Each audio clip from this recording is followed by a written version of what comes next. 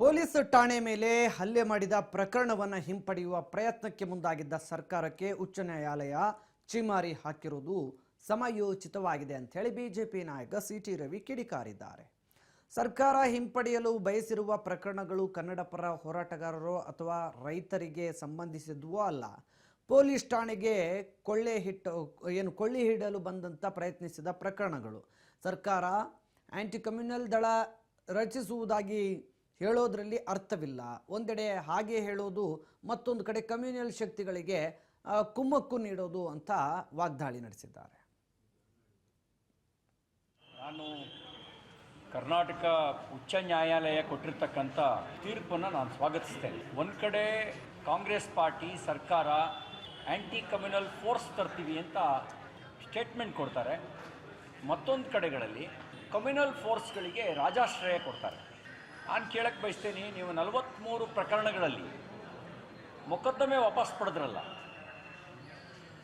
ಆ ಎಲ್ಲ ಮೊಕದ್ದಮೆಗಳು ಜನಪರ ಹೋರಾಟದ ಮೊಕದ್ದಮೆಗಳ, ಕನ್ನಡ ಚಳುವಳಿಗಾರರ ಪ್ರಕರಣಗಳ, ಅಥವಾ ರೈತರ ಪರವಾಗಿ ಅನ್ನದಾತ ಪರವಾಗಿ ಹೋರಾಟ ಮಾಡಿದಂಥ ಮೊಕದ್ದಮೆಗಳನ್ನು ವಾಪಸ್ ತೆಗೆದುಕೊಂಡ್ರೆ ನೀವು ವಾಪಸ್ ತೆಗೆದುಕೊಂಡಿದ್ದು ಪೊಲೀಸ್ ಠಾಣೆ ಮೇಲೆ ಬೆಂಕಿ ಹಾಕಿದವರು, ಸಾರ್ವಜನಿಕ ಆಸ್ತಿಪಾಸ್ತಿಯನ್ನು ನಷ್ಟ ಮಾಡಿದವರು, ಕೋಮು ಗಲಭೆಯನ್ನು ಹುಟ್ಟಾಕುವಂಥ ಷಡ್ಯಂತ್ರ ಮಾಡಿದವರ ಕೇಸ್ಗಳನ್ನು ವಾಪಸ್ ತೆಗೆದುಕೊಂಡು ಒಂದು ಕಡೆಗೆ ರಾಜಾಶ್ರಯ ಕೊಡ್ತಾ ಅವರ ರಕ್ಷಕರೇ ನಾವಿಲ್ಲದೆ ಇದ್ದರೆ ನಿಮಗೆ ರಕ್ಷಣೆನೇ ಇಲ್ಲ ಅಂತ ಭೀತಿಯನ್ನು ಹುಟ್ಟಿಸಿ ಅವ್ರನ್ನ ವೋಟ್ ಬ್ಯಾಂಕ್ ಮಾಡ್ಕೊಳ್ಳೋಕ್ಕೋಸ್ಕರ ಕಮ್ಯುನಲ್ ಫೋರ್ಸ್ಗಳನ್ನು ಬೆಳೆಸೋ ಕೆಲಸ ನೀವೇ ಮಾಡ್ತೀರಿ. ಇನ್ನೊಂದು ಕಡೆಗೆ ಆಂಟಿ ಕಮ್ಯುನಲ್ ಫೋರ್ಸ್ ನಿಮ್ಮ ಕ್ಯಾಬಿನೆಟ್ಟಲ್ಲೇ ಕಮ್ಯುನಲ್ ವೈರಸ್ ಆವರಿಸ್ಕೊಂಡ್ಬಿಟ್ಟಿದೆ ನಿಮ್ಮ ಕ್ಯಾಬಿನೆಟ್ಟಿಗೇನೆ.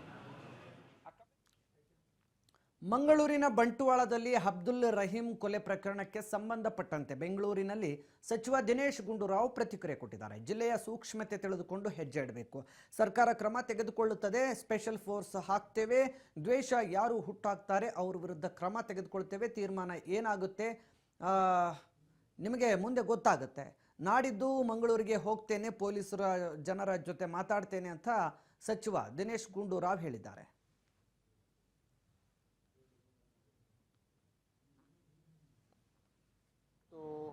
ಮುಂದಿನ ಅಲ್ಲಿ ಏನು ಆ ಜಿಲ್ಲೆಯ ಸೂಕ್ಷ್ಮತೆಯನ್ನು ತಿಳ್ಕೊಂಡು ಅರ್ಥ ಮಾಡಿಕೊಂಡು ನಾವು ಹೆಜ್ಜೆ ಇಡಬೇಕಾಗ್ತದೆ. ಅದನ್ನು ಮಾಡ್ತಕ್ಕಂಥದ್ದಕ್ಕೆ ಕೆಲವು ಕ್ರಮಗಳೆಲ್ಲ ಈಗ ಸರ್ಕಾರ ತಗೊಳ್ತಾ ಇದೆ. ಈಗಾಗಲೇ ಏನೋ ಒಂದು ವಿಶೇಷವಾದಂಥ ಒಂದು ಫೋರ್ಸನ್ನು, ಪೊಲೀಸ್ ಫೋರ್ಸನ್ನು ಅಲ್ಲಿ ನೇಮಕ ಮಾಡ್ತಕ್ಕಂಥದ್ದು ಕೂಡ ಆದೇಶ ಆಗಿದೆ. ಅದೇ ರೀತಿ ಉಳಿದಿರ್ತಕ್ಕಂಥ ಬೇರೆ ಬೇರೆ ತೀರ್ಮಾನಗಳು ಮಾಡ್ತೀವಿ. ಖಂಡಿತವಾಗಿಯೂ ನಮ್ಮ ಕಡೆಯಿಂದ ಏನು ಸಾಧ್ಯ ಆಗ್ತದೆ, ಇಂಥ ಒಂದು ಈ ವೈಷಮ್ಯದ ವಾತಾವರಣ ಮತ್ತು ದ್ವೇಷದ ವಾತಾವರಣ ಅದನ್ನು ಕೂಡ ತಿಳಿ ಮಾಡಬೇಕಾಗ್ತದೆ. ಮತ್ತು ಯಾರು ತಪ್ಪು ಮಾಡಿದ್ರ ಮೇಲೆ ಕಠಿಣ ಶಿಕ್ಷೆಗಳಾಗ್ತಕ್ಕಂಥದ್ದು ಕೂಡ ನಾವು ನೋಡಬೇಕಾಗ್ತದೆ. ಎಲ್ಲವನ್ನು ಕೂಡ ನಾವು ಗಮನದಲ್ಲಿಟ್ಕೊಂಡೇ ಮುಂದಿನ ಹೆಜ್ಜೆ ಇಡಬೇಕಾಗ್ತದೆ. ಇಲ್ಲ ಡೈರೆಕ್ಷನ್ ಆ ಥರ ಇಲ್ಲ, ಚರ್ಚೆ ಮಾಡಿ ಒಂದು ಕೆಲವು ತೀರ್ಮಾನಗಳು ನಿಮ್ಗೆ ಗೊತ್ತಾಗ್ತದೆ, ತೀರ್ಮಾನಗಳು ಏನೇನಾಗುತ್ತೆ ಅಂತ ನಿಮಗೆ ಗೊತ್ತಾಗ್ತದೆ. ಆದರೆ ನಮ್ಮ ಪೊಲೀಸ್ ಇಲಾಖೆಯವರು ಕೂಡ ಎಲ್ಲ ರೀತಿಯ ಸಜ್ಜಾಗ್ತಕ್ಕಂಥದ್ದು ಮತ್ತು ಕಠಿಣ ಕ್ರಮಗಳು ಕೂಡ ಮುಂದಿನ ದಿನಗಳಲ್ಲಿ ತಗೊಳ್ಬೇಕಾಗ್ತದೆ. ಯಾಕೆಂತ ಹೇಳಿದ್ರೆ ಈ ರೀತಿಯಾಗಿ ಸಾರ್ವಜನಿಕವಾಗಿ ಪ್ರಚೋದನಕಾರಿ ಭಾಷಣಗಳು ಮಾಡುವಂಥದ್ದು ಮತ್ತು ದ್ವೇಷದ ಭಾಷೆ